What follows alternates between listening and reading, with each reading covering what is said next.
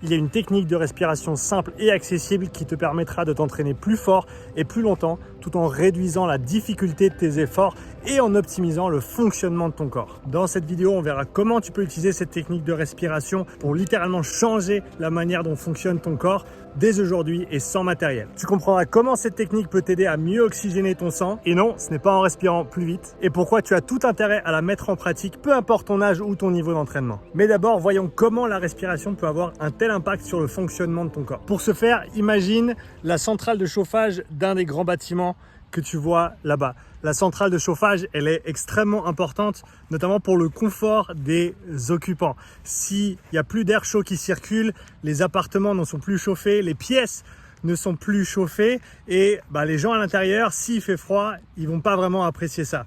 Et ça fonctionne à peu près pareil avec le système respiratoire. Déjà, le système respiratoire, c'est la seule porte d'entrée entre l'environnement externe et ton environnement interne, surtout en termes d'oxygène. C'est-à-dire que c'est la porte d'entrée pour l'oxygène. Et ensuite, pour revenir à cette idée de chauffage central, l'air chaud que le chauffage central fait circuler, c'est un petit peu comme l'oxygène que ton système respiratoire te permet de faire circuler dans ton organisme. Et les pièces, c'est un petit peu comme les organes et les muscles, et les habitants, c'est le fonctionnement de ces organes et de ces muscles.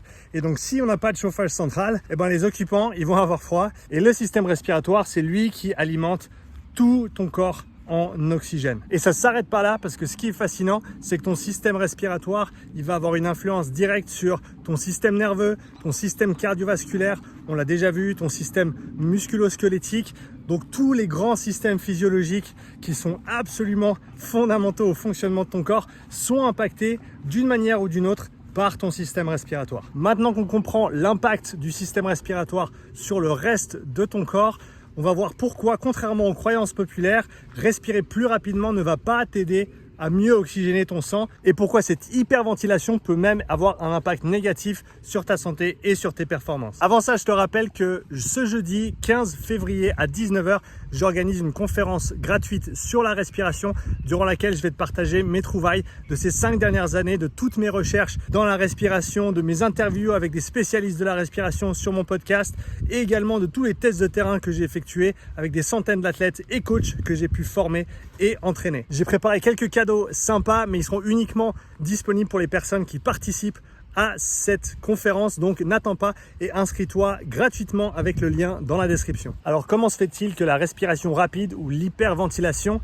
ne t'aide pas à mieux oxygéner ton sang? Pour comprendre ça, je veux que tu penses à combien de temps tu passes dans les transports en commun ou dans ta voiture pour te rendre au travail. D'ailleurs, prends quelques instants pour me laisser un petit commentaire et me partager combien de temps tu passes par jour dans les transports ou dans ton véhicule pour te rendre au travail et rentrer à la maison. Pourquoi j'utilise cet exemple? C'est très simple, parce que quand tu es en transport, quand tu es en déplacement, tu ne vas pas être avec ta famille à la maison et tu ne vas pas être productif entre guillemets au travail. C'est un petit peu un temps mort entre les deux. Alors bien entendu, les temps morts, c'est important, mais dans ce cas-là, si on parle d'utilité, de productivité, c'est pas le meilleur moment de la journée. Sauf bien sûr si tu écoutes mes podcasts pendant tes déplacements, mais ça, c'est une autre question. Et pour ce qui est de la respiration, et notamment de la respiration rapide, je pense que c'est une idée intéressante pour comprendre son fonctionnement.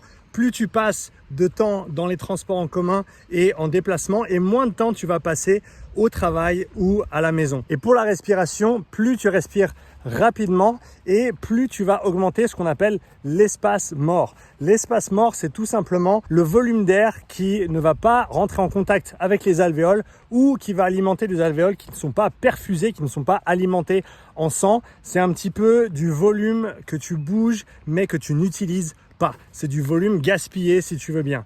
Et il faut se dire que ce volume, avec chaque respiration, tu as environ 150 millilitres, l'équivalent d'une petite tasse à café d'air que tu ne vas pas pouvoir utiliser.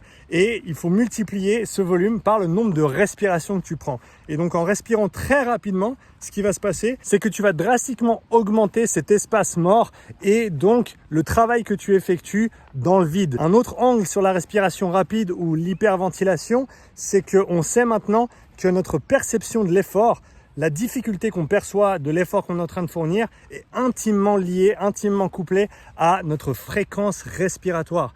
C'est-à-dire que plus tu respires rapidement et plus tu as l'impression de travailler dur. En tout cas, c'est les signaux que tu envoies à ton cerveau et ton cerveau, il interprète l'environnement et également tes réactions à l'environnement pour ajuster sa réponse. Et donc, en hyperventilant, tu vas signaler à ton cerveau que tu travailles très très dur. Et comme on sait que notre perception, c'est notre réalité, eh ben, tu peux littéralement changer ta réalité en changeant ta respiration. Maintenant qu'on a pu démêler ce mythe sur la respiration rapide et l'oxygénation du sang, on peut enfin parler de cette technique de respiration dont pas assez de monde parle, à mon avis, et qui peut vraiment être bénéfique, que ce soit sur le plan santé ou le plan performance. Cette technique, elle a déjà été enseignée et utilisée depuis des milliers d'années dans plein de cultures différentes, dans plein de pratiques respiratoires différentes et elle est bien documentée. Je te mettrai un papier très intéressant de 2017 dans la description pour ceux qui veulent aller creuser un petit peu plus loin. Et ce qui est intéressant avec cette technique, c'est qu'elle va te permettre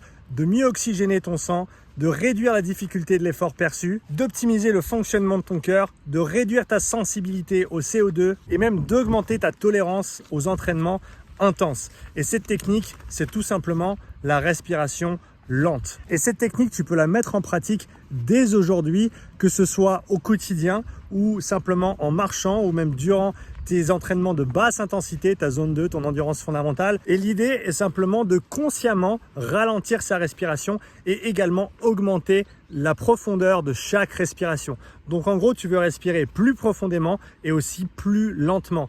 Et cette pratique va vraiment avoir un impact important sur plein de paramètres de santé ainsi que des paramètres de performance. Et si tu regardes cette vidéo, dis-toi qu'il y a encore beaucoup de personnes aujourd'hui qui pensent que tout ce qui touche à la respiration, c'est un petit peu wouhou, c'est pas documenté et que ça ne sert à rien. Mais je suis convaincu que dans les 5 à 10 prochaines années, l'intérêt que les gens portent à la respiration va augmenter de manière drastique. Et d'ailleurs, le papier de 2017 que je t'ai cité, il le dit clairement, c'est une dimension qui demande à être étudiée, qui demande à être mieux investiguer et ça c'est quelque chose que toi tu peux faire dès aujourd'hui en mettant ces petites idées en pratique et en revenant dans ces vidéos et en laissant des commentaires après plusieurs semaines de tests et c'est comme ça qu'on va faire avancer les choses parce que bien entendu les études font avancer la compréhension des choses mais pour qu'une étude soit formulée il faut d'abord qu'on ait une hypothèse et ces hypothèses on les formule souvent sur le terrain et le terrain c'est toi, le terrain c'est la personne qui fait le travail, qui découvre des choses, qui a des idées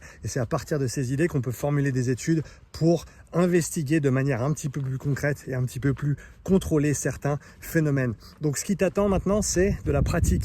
Va mettre ces idées en application, va tester des choses au niveau de la respiration. C'est ce que j'encourage tous les participants à mes formations respiratoires de faire, c'est vraiment de tester ces concepts-là. En tout cas, quoi qu'il arrive, j'espère te voir jeudi prochain, le 15 février à 19 h pour la conférence respiratoire gratuite. Lien dans la description pour t'inscrire et à bientôt pour la prochaine vidéo.